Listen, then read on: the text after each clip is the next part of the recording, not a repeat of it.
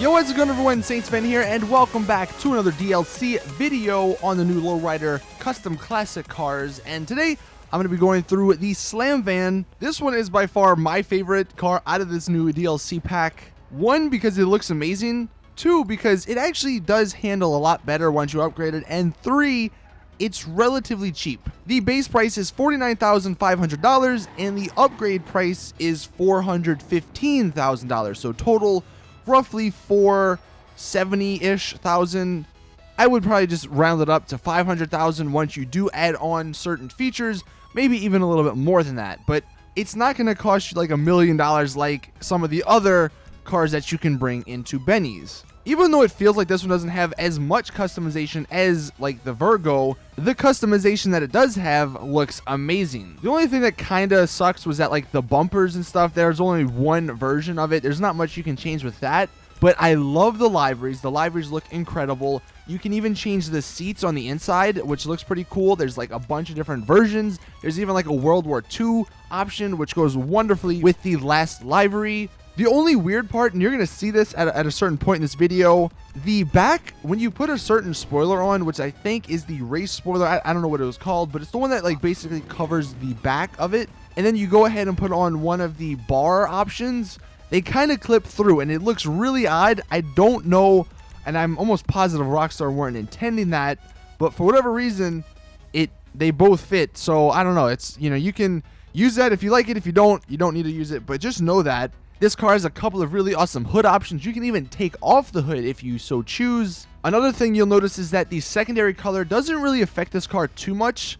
It affects like the bumpers and I think some stuff on the inside, but the only part that you can really see is the front bumper and the barred options if you do have them. But getting into those liveries, the liveries on this car are just incredible. The first couple of them are alright. They're just some simple stripe ones, but then you got the flames, which look amazing. I love the black and red flames and the blue flames. The regular like red orangey flames, those are alright, but the first two I love more. And then you got the sort of rust version of this car. You got the Benny's shop, which is my favorite out of all of them.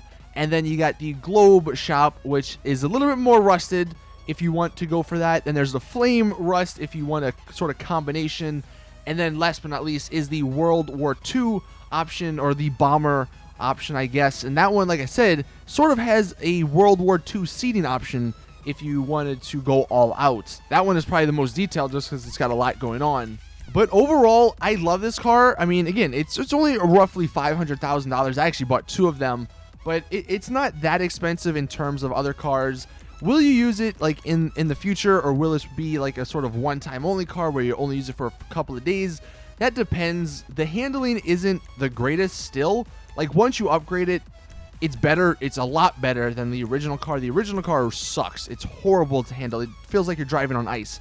With this, it's a little bit better, but the only problem is there are no brakes on this car. Like the braking is absolutely horrendous. But it does go pretty fast, so if you're going on the highway or something, or maybe even for races, it might be a good option. But just the combination of how fast it goes, how cool it looks, the liveries, and the customization you can do on it, this one is by far my favorite. Plus the cost effectiveness. It's relatively inexpensive, and I'll mention this again just in case you didn't see my other videos, but if you don't follow me on Twitter, I'm going to be doing a shark card giveaway later on today. So if you need some money, you know, that might be a good way to get some. But that is it. I'll go ahead and let the rest of the customization play out so you guys can get an idea of, you know, if you will like this car. Like I said, I think it's worth the money, even though I know it'll probably in a few weeks or even days maybe, you know, won't be used that often. I still think it looks great, and for the money, I don't know, you can't beat it in my opinion. So let me know your thoughts in the comments. Do you like this car? Do you hate this car? Are you going to buy it? Thank you guys for watching though. Drop a like, subscribe, all that stuff. And as always, see you guys in the next one. I'm out. Peace.